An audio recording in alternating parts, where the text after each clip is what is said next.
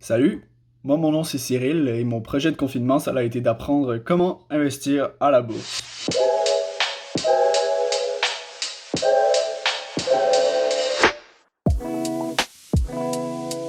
Donc en mars dernier, j'ai perdu mon job et mon revenu comme beaucoup de gens à travers le monde.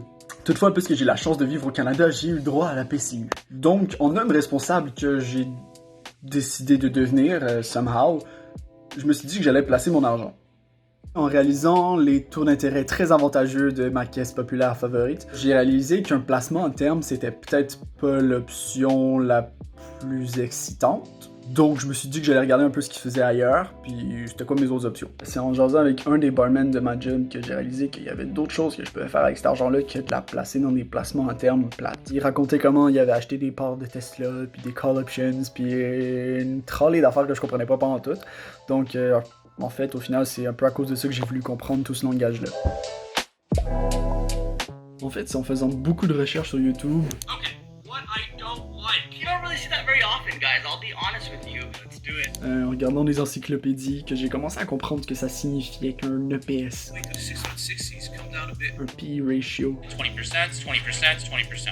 un VWAP. Has an opportunity to catch more straight. En fait, c'est comme un langage, comme la musique, dans lequel il faut juste aller chercher des petits codes pour au final essayer de comprendre puis déchiffrer ce qu'on peut lire, que ce soit des graphiques, des tableaux, des chiffres. Ça a surtout été enrichissant parce que je comprends mieux tout cet univers-là que je connaissais pas du tout, que comme peu de gens autour de moi ont l'air de connaître ou de s'intéresser à tout simplement. Au final, je passe environ 10 heures par semaine, 10-15 heures à regarder les nouvelles tendances des marchés financiers, les nouveaux stocks qui peuvent émerger comme ça pour quelque raison que ce soit.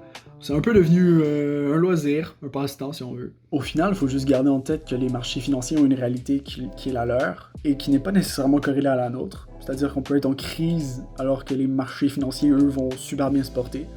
Donc si on est prêt à vivre avec cette réalité-là, puis le thrill constant que tout peut changer du jour au lendemain, ça peut être le fun. Je pense quand même pas faire ça de ma vie, mais voilà.